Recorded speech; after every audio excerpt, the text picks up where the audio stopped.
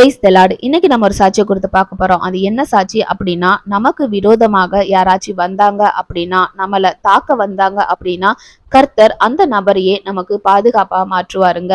இந்த காரியத்தை குறிச்சுதான் இன்னைக்கு நம்ம சாட்சியில பார்க்க போறோம். எல்லாரும் சாட்சிய கவனமா கேளுங்க, கடைசி வரைக்கும் கேளுங்க. ஒரு முறை ஹாட்டா என்ற பணித்தளத்துல சமூக விரோதி ஒருவன் ஜெம்ஸ் பள்ளிய பூட்டு போட்டு சபையின் ஊழியர்களையும் மற்றவர்களையும் பயமுறுத்தி காரியத்தை கெடுத்து கொண்டிருந்தான். இந்த செய்தி சகோதர அகஸ்டின் ஜெபக்குமார் அவர்களுக்கு அறிவிக்கப்பட்டது. ஆனா சகோதர அகஸ்டின் ஜெபக்குமார் அவர்கள் அந்த இடத்துக்கு வர முடியல. அவங்க ஒர்க்ல கொஞ்சம் பிஸியா இருந்ததுனால அந்த இடத்துக்கு போக முடியல. அதனால அகஸ்டின் ஜெபக்குமார் அவர்கள் அந்த நபரை என்ன வந்து பார்க்க சொல்லுங்க அப்படின்னு சொல்றாங்க. நானே பெரியவன், நான் போய் பார்க்க மாட்டேன், அகஸ்டின் ஜெபக்குமாரை என்ன வந்து பார்க்க சொல்லுங்க அப்படின்னு மிரட்ட இந்த நபர்களும் அகஸ்டின் ஜெபக்குமார் அவர்கள்ட்ட சொல்றாங்க. அதற்கு அகஸ்டின் ஜெபக்குமார் அவர்கள் அங்க இருந்த போலீஸ்காரர்கிட்ட இந்த மாதிரி ஒரு ரவுடி வந்து பிரச்சனை பண்ணிட்டு இருக்கான், அவனை போய் நீங்க வந்து கைது செய்யாதீங்க, மாறாக என்னை வந்து பார்க்க சொல்லுங்க அப்படின்னு போலீஸ்காரர்கிட்ட கேட்கும்போது போலீஸ்காரர் அந்த சமூக விரோதிட்ட போய் சொல்றாங்க, இங்க பாரு, அகஸ்டின் ஜெபக்குமார் அவர்கள் ரொம்ப நல்லவங்க, அதனாலதான் உன்னை கைது செய்ய சொல்லல, மாறாக நீ போய் கண்டிப்பா அகஸ்டின் ஜெபக்குமார் அவர்களை பார்க்கணும், கண்டிப்பா நீ போய் பார்க்கணும். அதுக்கப்புறம் அந்த சமூக விரோதி கிட்டத்தட்ட 105 கிலோமீட்டர் தூரத்துல இருந்து அகஸ்டின் ஜெபக்குமார் அவர்களை தன்னோட மெய் காப்பாளனோடு பார்க்க வந்தாங்க. பார்க்க வரும்போது சும்மா வரல, ஒரு புது துப்பாக்கி வாங்கிட்டு அந்த புது துப்பாக்கியோட தான் அகஸ்டின் ஜெபக்குமார் அவர்களை பார்க்க வராங்க. இடையில வரும்போது ஒரு லாரி திடீர்னு அவங்கள மோதும் போது லேசா தட்டி சமூக விரோதி தூக்கி எறியப்பட்டான். தூக்கி எறியப்பட்ட போது அவனுக்கு ஒரு சத்தம் கேக்குது. என்ன சத்தம் அப்படின்னா, என்னோட பிள்ளைய நீ பார்க்க போற, ஜாக்கிரதையா நடந்துக்கோ அப்படின்னு ஒரு சத்தம் கேட்டது.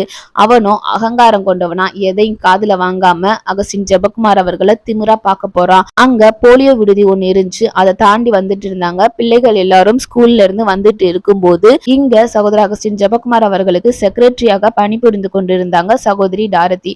இவங்க சென்ட்ரல் கவர்மெண்ட்ல வேலை செஞ்சுட்டு இருந்தாங்க. அதை ரிசைன் பண்ணிட்டு ஜெம்ஸ் மிஷனரியோட சேர்ந்து ஊழியம் பார்த்துட்டு இருந்தாங்க.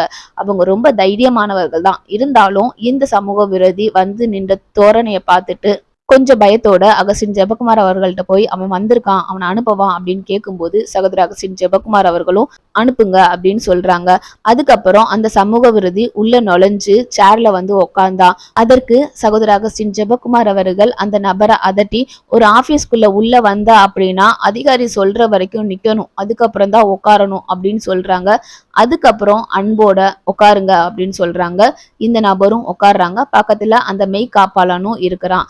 இப்போ அகஸ்டின் ஜெபக்குமார் அவர்கள் அந்த நபர்கிட்ட சொல்றாங்க, என்ன சொல்றாங்க அப்படின்னா, நடக்கிறவர்களை முடவராக்கும் நீயா, முடவர்களை நடக்க வைக்கும் நாங்களா, யார் பெரியவர்கள் என்று கேட்டு உயிருக்கு பயந்து துப்பாக்கி ஏந்தி திரியும் நீயா, உலகம் எல்லாம் சுற்றிய போதிலும் எந்த ஆயுதமும் இல்லாமல் போகும் நானா, யார் பயந்தவர்கள் என்று கேள்வி கேட்கும்போது இந்த கேள்வி அவனை அசைச்சது. அதுக்கப்புறம் அவனுக்கு கூல்ட்ரிங்க்ஸ் கொண்டு வந்து கொடுத்தாங்க. அதை அவன் வாங்க மறுத்துட்டான்.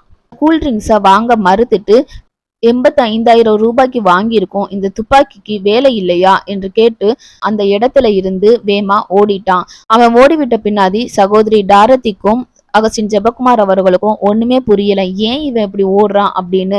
அப்புறம் அந்த சகோதரி டாரதி வந்து அகஸ்டின் ஜெபக்குமார் அவர்கள்ட்ட சொல்றாங்க, என்ன செஞ்சீங்க அண்ணே, புலி போல வந்தவன் பூனை போல போய்விட்டானே அப்படின்னு சொல்லி கேட்டாங்க. அதற்கு அகஸ்டின் ஜெபக்குமார் அவர்கள், நான் எதுவும் செய்யல அப்படின்னு சொல்லிட்டாங்க.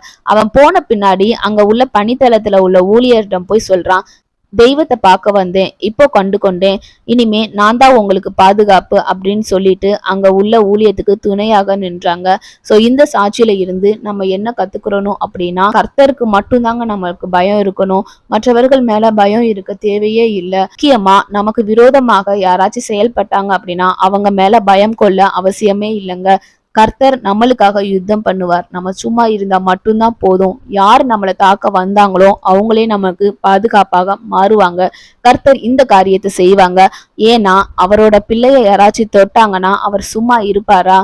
இல்ல, நம்மளுடைய அப்பா நமக்காக யுத்தம் செய்ய வல்லவராய் இருக்கிறார். இந்த சாட்சி உங்களுக்கு பயனுள்ளதாக இருக்கும்னு நான் விசுவாசிக்கிறேன். பயனுள்ளதாக இருந்துச்சு அப்படின்னா உங்க ஃப்ரெண்ட்ஸ் சர்க்கிள்க்கு, ஃபேமிலி சர்க்கிள்க்கு, ரிலேட்டிவ்ஸ்க்கு எல்லாத்துக்கும் ஷேர் பண்ணுங்க.